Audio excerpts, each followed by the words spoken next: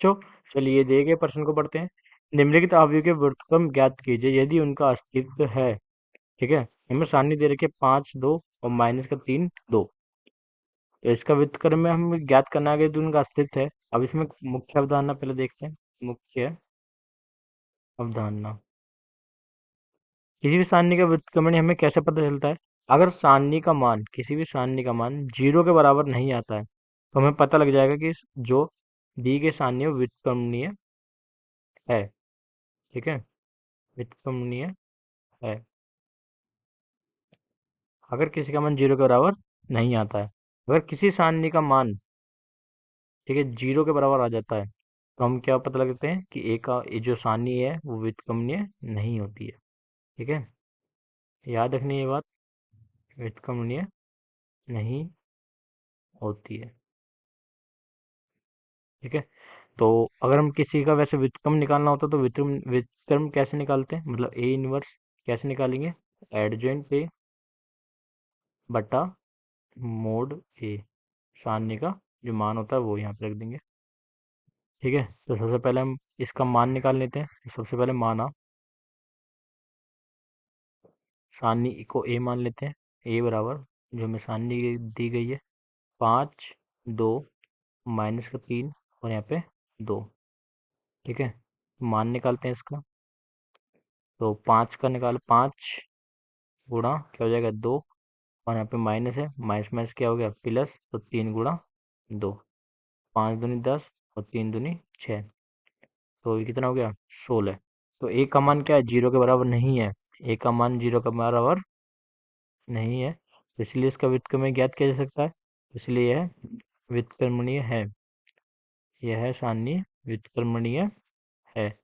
हम इसका क्या निकालेंगे, मान निकालेंगे। तो हमें क्या निकालना होगा, एडजॉइंट ए। तो एडजॉइंट ए कैसे निकालते हैं?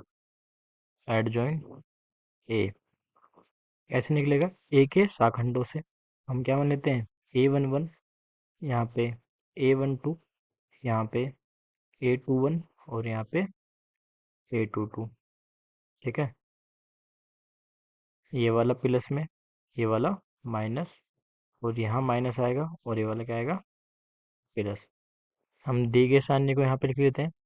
क्या दे रखा है, 5 और 2 माइनस 3 और यहाँ 2। ठीक है, दी गई सारणी हमें दे रखी है, इसको हमने यहाँ पे लिख लिया। अब A11 कैसे निकालेंगे, इसको और इसको ढकेंगे तो हमारे पास क्या बचेगा 2। यहाँ से आ गया A11 2, और A12 निकालने के लिए इसको और इसको हटेंगे तो क्या बचेगा हमारे पास 2। ठीक है, तो यहाँ पे आ जाएगा 2।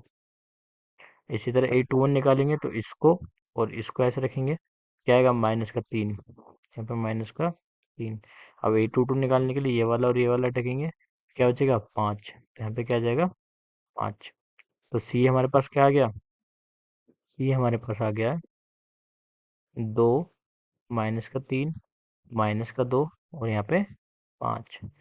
ठीक है, अब एडजॉइंट ए क्या होगा, एडजॉइंट ए निकालेंगे तो एडजॉइंट ऑफ ए क्या हो जाएगा, इसको ऐसे लिख देंगे 2 माइनस का 3 माइनस का 2 और यहाँ 5।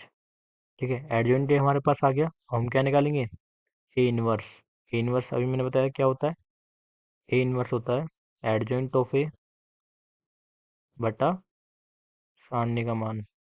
ठीक है, सारणी का मान हमारे पास क्या आया था 16, यहाँ पे रख देंगे 1/16, और ये वाला 2 माइनस 2 माइनस का 3/5। तो इसका हमने व्युत्क्रम ज्ञात कर लिया, व्युत्क्रम ए इनवर्स का।